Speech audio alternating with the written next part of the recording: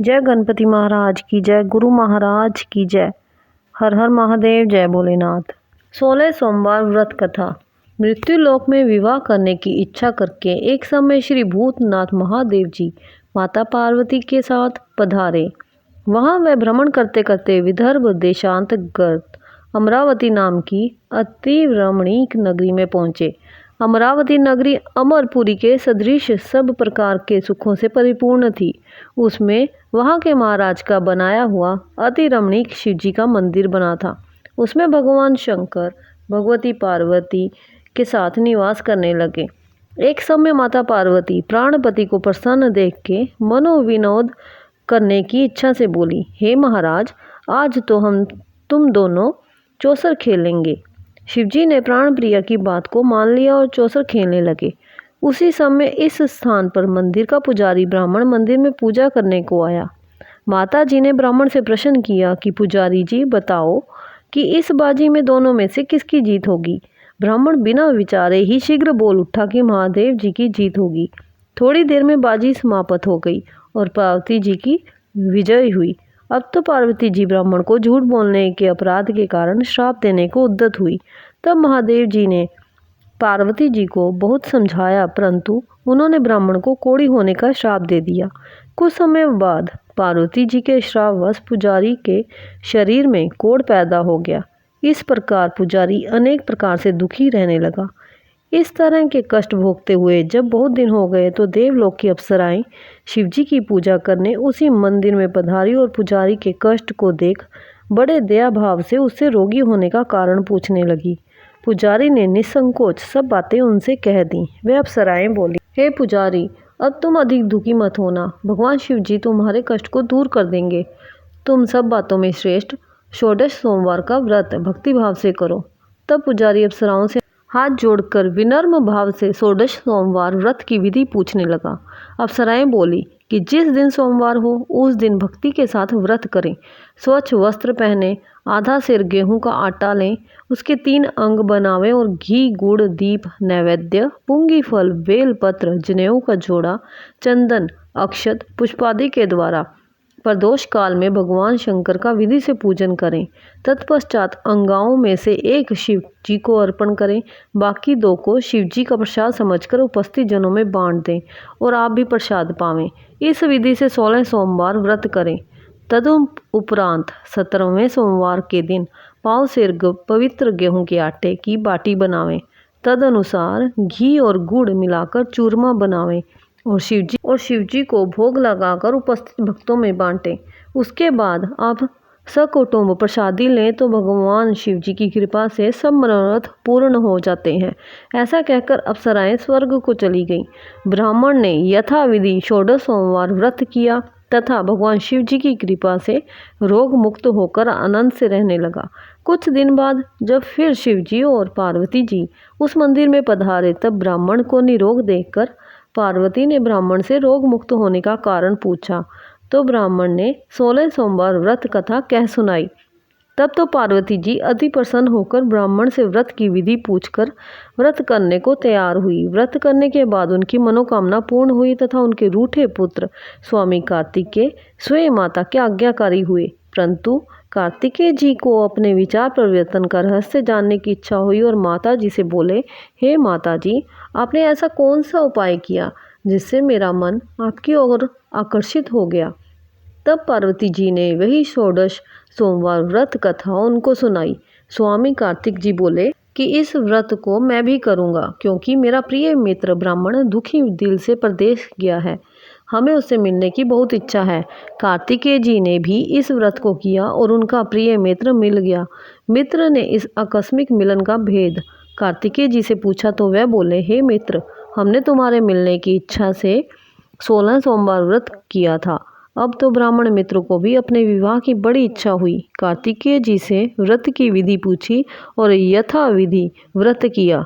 व्रत के प्रभाव से जब वह किसी कार्यवश विदेश गया तो वहां के राजा की लड़की का स्वयंवर था।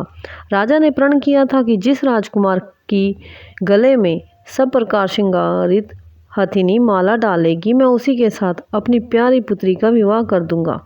शिवजी की कृपा से ब्राह्मण भी स्वयंवर देखने की इच्छा से राजसभा में एक और बैठ गया। नियत समय पर हथिनी आई और उसने जयमाला उस ब्राह्मण के गले में डाल दी।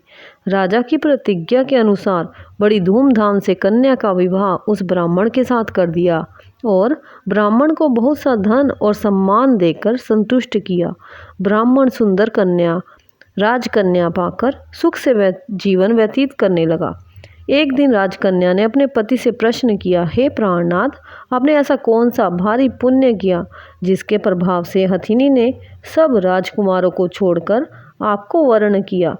ब्राह्मण बोला, हे प्राण प्रिय, मैंने अपने मित्र कार्तिकेय जी के कथा अनुसार 16 सोमवार का व्रत किया था, जिसके प्रभाव से मुझे तुम जैसी रूपवान लक्ष्मी की प्राप्ति हुई।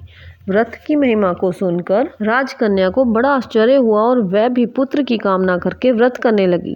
शिवजी की दया से उसके गर्भ से एक अति सुंदर सुशील धर्मात्मा और विद्वान पुत्र उत्पन्न हुआ। माता पिता दोनों उस देव पुत्र को पाकर अति प्रसन्न हुए और उसका लालन पालन भली प्रकार से करने लगे। जब पुत्र समझदार हुआ तो एक दिन अपने माता से प्रश्न किया कि माँ, तूने कौन सा तप किया है जो मेरे जैसा पुत्र तेरे गर्भ से उत्पन्न हुआ? माता के पुत्र का प्रबल मनोरथ जान के अपने किए हुए 16 सोमवार व्रत को विधि सहित पुत्र के सम्मुख प्रकट किया।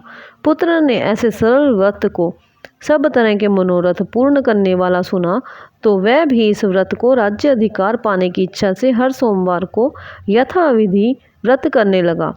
उसी समय एक देश के वृद्ध राजा के दूतों ने आकर उसको एक राजकन्या के लिए वर्ण किया। राजा ने अपनी पुत्री का विवाह ऐसे सर्वगुण संपन्न ब्राह्मण युवक के साथ करके बड़ा सुख प्राप्त किया। वृद्ध राजा के दिवगत हो जाने पर यही ब्राह्मण बालक गद्दी पर बिठाया गया, क्योंकि दिवगत राजा के कोई पुत्र नहीं था। राज्य का अधिकारी होकर भी वह ब्राह्मण पुत्र अपने 16 सोमवार के व्रत को करता रहा। जब 17वां सोमवार आया तो विप्र पुत्र ने अपनी प्रियतमा से सब पूजन सामग्री लेकर शिवालय में चलने के लिए कहा, परंतु प्रियतमा ने उसकी आज्ञा की परवाह नहीं की। दास दासियों द्वारा सब सामग्रियां शिवालय भिजवा दी और आप नहीं गई। जब राजा ने शिवजी का पूजन समाप्त किया तब एक आकाशवाणी राजा के प्रति हुई। राजा ने सुना कि हे राजा, अपने इस रानी को राजमहल से निकाल दे, नहीं तो तेरा सर्वनाश कर देगी। वाणी को सुनकर राजा के आश्चर्य का ठिकाना नहीं रहा और तत्काल ही मंत्रणा गृह में आकर अपने सभासदों को बुलाकर पूछने लगा कि हे मंत्रियों, मुझे आज शिवजी की वाणी हुई है कि राजा तू अपनी इस रानी को निकाल दे, नहीं तो ये तेरा सर्वनाश कर देगी। मंत्री आदि सब बड़े विस्मय और दुख में डूब गए, क्योंकि जिस कन्या के साथ राज्य मिला राजा को उसी को निकालना पड़ रहा है। ये कैसे हो सकेगा? अंत में राजा ने उसे अपने यहाँ से निकाल दिया। रानी दुखी हृदय भाग्य को कोसती हुई नगर के बाहर चली गई। बिना पद त्राण, फटे वस्त्र पहने, भूख से दुखी धीरे धीरे चलकर एक नगर में पहुंची। वहाँ एक बुढ़िया सूत काट कर बेचने को जाती थी। रानी की करुण दशा देख बोली, चल तू मेरा सूत बिकवा दे, मैं वृद्ध हूँ, भाव नहीं जानती हूँ। बुढ़िया की ऐसी बात सुन रानी ने बुढ़िया के सर से सूत की गठरी उतार अपने सिर पर रख ली। थोड़ी देर बाद आंधी आई और बुढ़िया का सूत पोटली के सहित उड़ गया। बेचारी बुढ़िया पछताती रह गई और रानी को अपने से दूर रहने को कह दिया। अब रानी एक तेली के घर गई तो तेली के सब मटके शिवजी के प्रकोप के कारण चटक गए। ऐसी दशा देख तेली ने रानी को अपने घर से निकाल दिया। इस प्रकार रानी अत्यंत दुख पाती हुई सरिता के तट पर गई तो सरिता का समस्त जल सूख गया। तत्पश्चात रानी एक वन में गई। वहां जाकर सरोवर में सीढ़ी से उतर पानी पीने को गई। उसके हाथ से जल स्पर्श होते ही सरोवर का नील कमल के सदृश जल असंख्य कीड़ों में गंदा हो गया। रानी ने भाग्य पर दोषारोपण करते हुए उस जल को पान करके पेड़ को की शीतल छाया में विश्राम करना चाहा। वह रानी जिस पेड़ के नीचे जाती उस पेड़ के पत्ते तत्काल ही गिरते जाते। वन सरोवर के जल की ऐसी दशा देखकर गऊ चराते ग्वालों ने अपने गुसाई जी से, जो उस जंगल में स्थित मंदिर में पुजारी थे, कही। गुसाई जी के आदेशानुसार ग्वाले रानी को पकड़कर गुसाई जी के पास ले गए। रानी की मुख कांति और शरीर शोभा देख गुसाई जी जान गए ये अवश्य ही कोई विधि की गति की मारी कोई कुलीन अबला है। ऐसा सोच पुजारी जी ने रानी के प्रति कहा कि हे पुत्री, मैं तुमको पुत्री के समान रखूंगा। तुम मेरे आश्रम में ही रहो। मैं तुमको किसी प्रकार का कष्ट नहीं होने दूंगा। गुसाई जी के ऐसे वचन सुन रानी को धीरज हुआ और आश्रम में रहने लगी। आश्रम में रानी जो भोजन बनाती उसमें कीड़े पड़ जाते, जल भर के लावे उसमें कीड़े पड़ जाते। अब तो गुसाई जी भी दुखी हुए और रानी से बोले कि हे बेटी, तेरे पर कौन से देवता का कोप है जिससे तेरी ऐसी दशा है। पुजारी जी की बात सुन रानी ने शिव जी की पूजा करने ना जाने की कथा सुनाई तो पुजारी शिव जी महाराज की अनेक प्रकार से स्तुति करते हुए रानी के प्रति बोले कि पुत्री, तुम सब मनोरथ के पूर्ण करने वाले 16 सोमवार व्रत को करो। उसके प्रभाव से अपने कष्ट से मुक्त हो सकोगी। गुसाई जी की बात सुनकर रानी ने 16 सोमवार व्रत को विधिवत संपन्न किया और 17वें सोमवार को पूजन के प्रभाव से राजा के हृदय में विचार उत्पन्न हुआ कि रानी को गए बहुत समय व्यतीत हो गया, न जाने कहाँ कहाँ भटकती होगी, ढूंढना चाहिए। ये सोच रानी को तलाश करने के लिए चारों दिशाओं में दूत भेजे। वह तलाश करते हुए पुजारी के आश्रम में रानी को पाकर पुजारी से रानी को मांगने लगे, परंतु पुजारी ने उनसे मना कर दिया।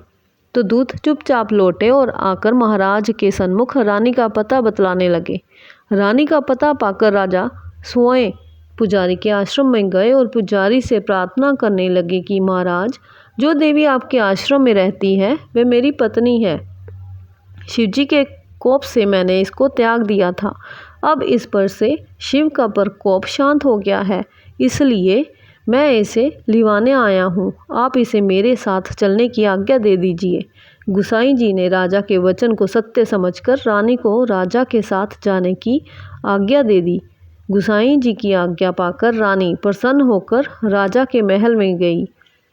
नगर में अनेक प्रकार के बाजे बजने लगे। नगर निवासियों ने नगर के दरवाजे पर तोरण बंधनवारों से विविध विधि से नगर सजाया। घर घर में मंगल गान होने लगे। पंडितों ने विविध वेद मंत्रों का उच्चारण करके अपनी राजरानी का आवाहन किया। इस प्रकार रानी ने पुनः अपनी राजधानी में प्रवेश किया। महाराज ने अनेक तरह से ब्राह्मणों को दान आदि देकर संतुष्ट किया। याचकों को धन धान्य दिया। नगरी में स्थान स्थान पर सदा व्रत खुलवाए जहाँ भूखों को खाने को मिलता था। इस प्रकार से राजा शिवजी की कृपा का पात्र हो राजधानी में रानी के साथ अनेक तरह के सुखों को भोग करते हुए सोमवार व्रत करने लगे। विधिवत शिव पूजन करते हुए लोक में अनेक सुखों को भोगने के पश्चात शिवपुरी को पधारे। ऐसे ही जो मनुष्य मनसा वाचा कर्ममा द्वारा भक्ति सहित सोमवार का व्रत पूजन इत्यादि विधिवत करता है, वह इस लोक में समस्त सुखों को भोगकर अंत में शिवपुरी को प्राप्त होता है। ये व्रत सब मनोरथों को पूर्ण करने वाला है। बोलो भोलेनाथ की जय, माँ गौरा की जय। हर हर महादेव, हर हर महादेव, हर हर महादेव।